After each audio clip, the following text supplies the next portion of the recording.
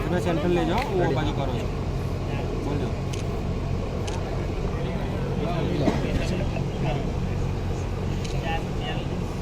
લખનભાઈ આજે press conference શું મહત્વના મુદ્દા આપ સૌ જાણો છો એ રીતે કે મુજપુર ગંભીરા બ્રિજ અધિકારીઓના ભ્રષ્ટાચારના પાપે તૂટી પડ્યો હતો.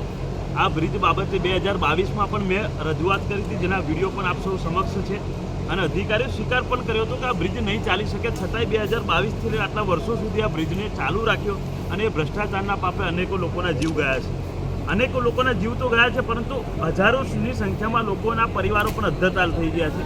જેમ કે આપણે જોઈ શકીએ 200 વિદ્યાર્થીઓના ભાવિ પણ અદ્ધરતાલ છે, કારણ કે એ લોકોને સ્કૂલ જવાનું હોય એનો સમય પણ ખૂબ મોટો થઈ શકે છે.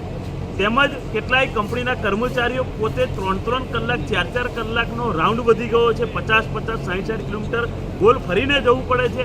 તેમજ ખેત પેદાશો જે પાદરામાં જતી હતી, જેનો નિકાસ થતો હતો, એ બધું અટકી ગયું છે અને હજારોની સંખ્યામાં લોકોના પરિવાર આજે અદ્ધરતાલ થઈ ગયા છે. આર્થિક પરિસ્થિતિ ખૂબ જ નબળી ભવિષ્યમાં થવાની છે એવો અંદાજો આવી રહ્યો છે. ત્યારે અમે આજે 30થી વધુ ગ્રામ પંચાયતોના સરપંચો તેમજ વકીલ મંડળના પ્રમુખશ્રીઓ તેમજ સામાજિક દરેક સમાજના આગેવાનોનું સમર્થન લઈને પ્રેસ કોન્ફરન્સમાં જાહેરાત કરીએ છીએ કે વૈકલ્પિક માર્ગ સરકાર દ્વારા બનાવવામાં આવે. જેવી રીતે પ્રયાગરાજ હોય, હૈદરાબાદ હોય, અનેકો જગ્યાએ પીપા પુલ નામની પદ્ધતિથી કેપ્સ્યુલો, મોટા મોટા કેપ્સ્યુલોના માધ્યમથી પુલ બનાવ્યા છે. એ ટેકનોલોજી ખૂબ જ સારી છે, જેમાં અકસ્માતો પણ નથી થયા. અને એ ટેકનોલોજી અહીં અપનાવવામાં આવે તો નાના મોટા વાહનો તેમજ બાઇકો પસાર થઈ શકે, જેનાથી લોકોની રોજગારી, ધંધા રોજગારને બધું બચી શકે. આ અમારી માંગણી છે. તેમજ પાદરા પોલીસ સ્ટેશનમાં જે સમયે આ બ્રિજ તૂટ્યો હતો એ જ દિવસે મેં ફરિયાદ નોંધાવી હતી, જેનો હજુ સુધી કોઈ નિકાલ નથી આવ્યો.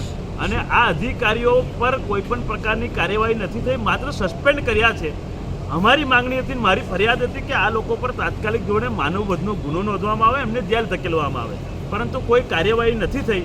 એટલા માટે આ બધી માંગણીને સાથે રાખીને અમે આગામી સમયમાં ચીમકી આપીએ છીએ કે આ તમામ માંગણી પૂરી નહીં થાય, પહેલી તો વૈકલ્પિક રસ્તો, બીજી તો માનવવધનો ગુનો અધિકારીઓ પર નોંધવામાં આવે.